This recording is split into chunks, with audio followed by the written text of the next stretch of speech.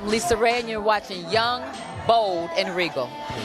Tonight's theme is also about longevity and grace. Yes. And we feel like that's a part of your career as well. We're not asking for the ultimate answer, but what is your answer to sustain a career that involves grace and longevity? The learning curve. And I mean that because there's so much you learn as you're going on your journey, and it's so much that I've learned. In the beginning, I was a certain way, but I always remained who I am and true to me. But I learned to curtail that a little bit, because as you get older and as you learn more, then you want to center yourself differently. You want your brand to be known differently. You're working differently. For legacy is what I'm working for now. I'm working for, because I have a little princess at home. I'm a grandmother now. So I need to be an example of what grace is to her, not what grace is to the new and the millennials right now.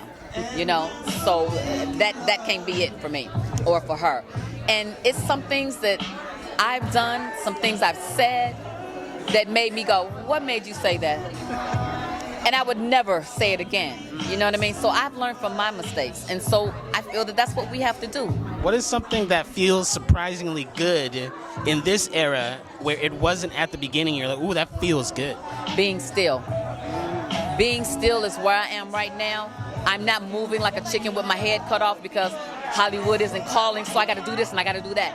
I feel so settled in my strength of body of work that I've done already, till I feel secure in the brand that I've built, and I'm resting.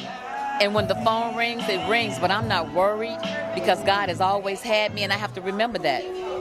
I didn't get here by myself, you know what I mean? And it was times that I worried He still had me. It was times when I was kind of secure and felt like I had a chip on my shoulder, and He still had me. Let me try to do it His way now and just be settled and wait for Him to tell me to move, and let's see how that work out, and that's where I'm at. How I came to know you as an actress was through Players Club.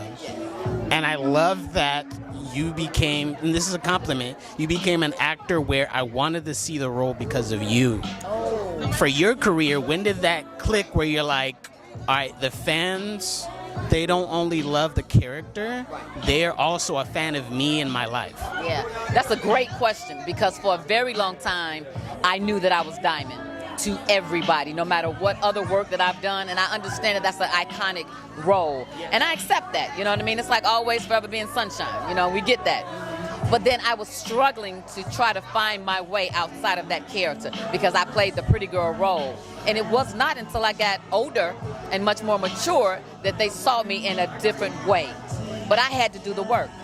I had to put in different work. I had to accept different roles. So now I'm playing lawyers and then doctors and mothers, you know, and I love it because now I'm more seasoned. I trust myself more, you know, and I'm unbothered.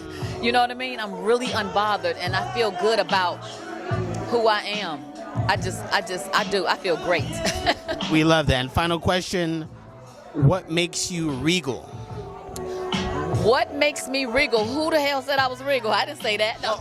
Well, from our understanding, we don't ask everybody that. So 12 years ago, when I said Young, Bold, and Regal, it's not only a lineage of kings and queens, it's about people I see in the modern times where I want to give them flowers, where it's like it's an it factor they have that they carry throughout their career. And I seldom ask this to everybody, and I pick and choose. I've asked this to many people, but only the many people I feel like really deserve it and who have skin in the game in entertainment. So I'm asking you, what makes you Regal? Well, first of all, I'm gonna say thank you, because that's a compliment. Thank you so much. I've heard that I have grace. I heard that I'm elegant. And I always associated that with being older women, like a dynasty. You know what I mean? But I'm there, you know? And so I accept it because I've heard it more than once, more than 5 times. So it has to be something to it. I know that I'm different than I was 20, 25 years ago. I know that I can represent myself like I've seen others, but I refuse to. So there is a certain amount of elegance that has to come with a poise and the way that you want to present yourself. And because I am a grandmother now and because I am older, I don't believe teaching the younger generation about what they already know that they can do. Let's talk about how you can be regal and how you can be elegant and still stand in your strengths without taking it all off. Because you don't have to. Leave it to the imagination. Let somebody look at you and wonder, not just give it all to them for free. I love it because when I saw you as Diamond in Players Club, you know, obviously I was a young man. You're beautiful, you're gorgeous, but I saw you being regal. I saw your character trying to break away from the other characters, and that's what you've been doing your whole career. You've been breaking through. Thank you.